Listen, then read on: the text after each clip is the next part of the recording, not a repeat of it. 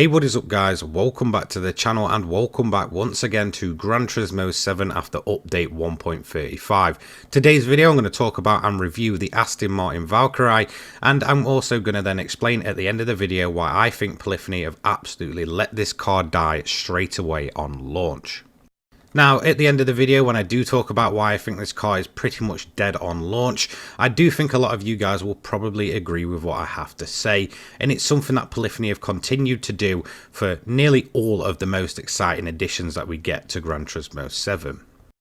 So let's talk about the car itself first before I get into my criticisms. It's going to cost you 4 million credits, making it one of the most expensive cars, if not the most expensive car from Brand Central yet, which is obviously where all of the modern cars go. In terms of its potential, it's got 842.07 pp on sports soft tyres, so it's not on race tyres or anything like that. It's classed as a hypercar, it's a road car, so yeah, that kind of says it all. This is a very expensive piece of equipment, but it is seriously cool.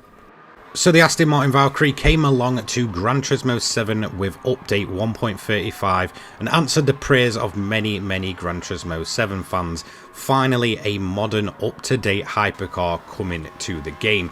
This is what you see a lot of people, usually ask for, like the likes of Koenigsegg and such, and ask for those modern hypercars that are actually quite exciting. Although, okay, to maybe some people, they might just want all the classic Gran Turismo cars back.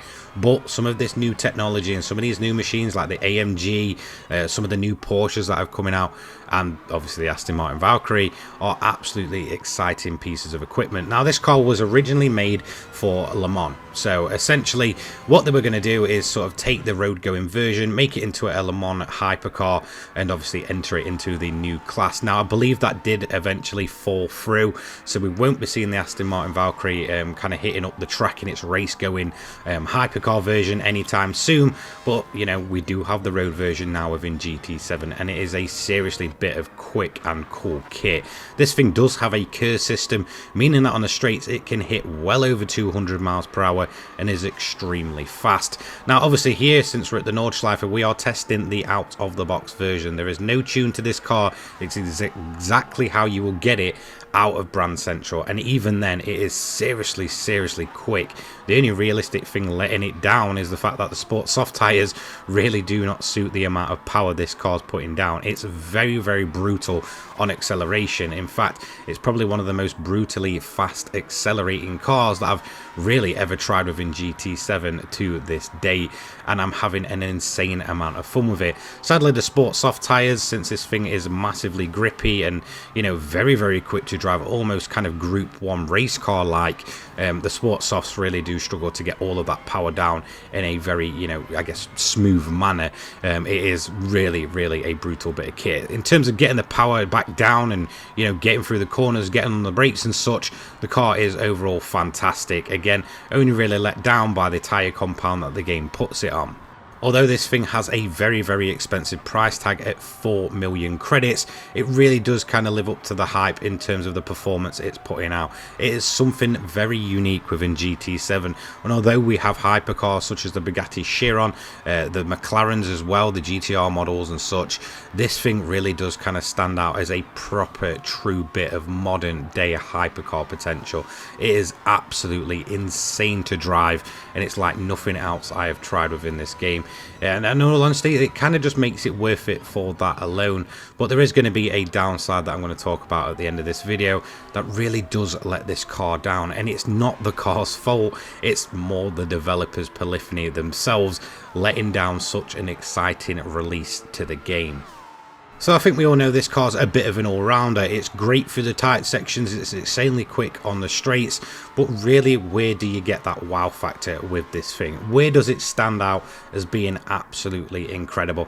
And I hate to say this, but it's not actually through the corners, at least not in its standard form. At least chuck some racing softs on this thing and it handles like you realistically would want it to, like it's almost on rails.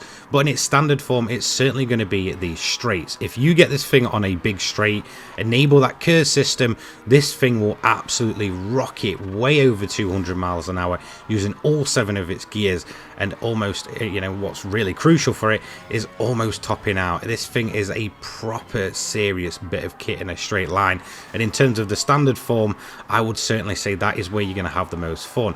As you can see here, we're hitting that big back straight down the back of the Nordschleife, and it is insanely fast, almost flying through the entire straight in absolutely no time. As you see the suspension working away there all over the bumps, and it really is good. In terms of its high speed grip as well, there is a lot of potential there for some of those faster tracks. It really does grip much better at high speed than it does at low speed, and again, I kind of think that's due to the tyre compound and just the fact that they're not really grippy enough for the over 1,000 brake horsepower this thing puts down at standard. I think it's around about 1,100, and it's insanely brutal on the accelerator. So we're going to finish up our lap here in the bog standard brand central version. So let's see how it actually performed and where it ranks on our lap time leaderboard. So it wasn't a perfect lap. As you can see, it comes on the sports soft, so 842.07 pp. It did a time of 6 minutes 24.976, almost a level if I'd not made a few kind of mistakes going through some of the corners with the Suzuki, which I honestly think it would have beaten, and only just behind the Audi RS5 Turbo DTM in its standard form, which is a Group 2 race car. In terms of hypercar potential, this thing is certainly pulling its weight, and that is in a very impressive time for the leaderboard. Now we're going to put all the upgrades on. Obviously, when we go to the high speed ring, this is where we have the car set to its max potential. So we have the high RPM turbocharger, we've increased the rigidity, and we have racing soft tires on this thing, and it's going to be an absolute blast to throw around. It will literally stick to the track, and this is where this car excels with all the upgrades on. Its maximum potential there, upwards of nearly 900 pp. This thing is an absolute rocket ship around the track, and you can start to see why this thing was being developed to be turned into a Le Mans hypercar. It is just absolutely insane. It's brutal. The grip is there constantly, so you've kind of resolved the sports soft issue, and obviously with the addition of that high RPM turbocharger, even more brake horsepower. This thing is seriously impressive, and in all honesty, I'm going to kind of spoil the video now. I don't think this thing will be beaten for a very, very long time in terms of our modified lap time potential, under a minute, and I believe that is the first car, even, you know, before we updated and reset our leaderboards, that has actually hit under a minute, beating the Bugatti Chiron, which I believe came around a 1 minute 0.5 or something ridiculous like that. This thing is in the 58s, and that is after the physics update, where a lot of the cars got much slower. So in all honesty, don't sleep on it. It is some of the most enjoyable pure driving pleasure you can have in the fully upgraded Aston Martin Valkyrie. As you can see, absolutely thrashing any other car by almost 6 seconds, which was the Jaguar F-Type R Coupe, which was running fully upgraded. As you can see as well, we've actually still got the sports softs on. For some reason, the game just wouldn't change them around, which was really bizarre considering the actual tyres we were running were the racing softs. So it's the first time I've ever seen that thing happen, but you know, it's just one of those things. When I did go back to check the car, it was actually running on the racing softs before kind of going back to normal for some of the event grinding. Now you may be wondering why I'm actually going to be showing you this screen here. This is the Sunday Cup 500. This is one of the shorter events in Gran Turismo. There's plenty of them. They're what I like to call the Gran Turismo Lazy Edition races, where you get not a required PP as such, but a recommended PP, and you can essentially enter anything as long as it's from those countries. And this is where my issue with both Polyphony and the Aston Martin Valkyrie come in. There is just nowhere to use this car. It costs 4 million credits, there is a ton of potential in it, and we are essentially forced to either absolutely nerf it in some of the 800 races, which I'll show soon, or use it in these pathetic little sprint races, or in the only real category that actually, you know, kind of caters towards this car, which is the Hypercar Parade, which once again is tiny little sprint races around about 10 minutes in length. And this is the reason why I feel like Polyphony have let this car die on its release. Like I said, it's one of the more exciting cars to the game, and there's really nowhere to use it. If you want to go ahead and absolutely nerf this car to high heaven, really, then yeah, you can grind it at 800. Is it really any good? Well, not really. There's a lot better 800 cars, and it takes away from, you know, the real driving pleasure of this car. It's an insanely quick bit of kit, and nerfing it to that kind of, you know, level where it's way under its original PP value is just really not enjoyable. You're almost entirely forced to take on these short little events, which again aren't fun, mainly because the AI are just absolutely slow and drive slow cars, or, you know, we have to do the thing of nerfing. Which, if we have a quick look at a tuning sheet here where we put the car on racing hards and such, it has to be absolutely nerfed to high heaven. Like I mentioned, you're talking, you know, ballast, complete power restriction. It's just not an enjoyable time, in all honesty.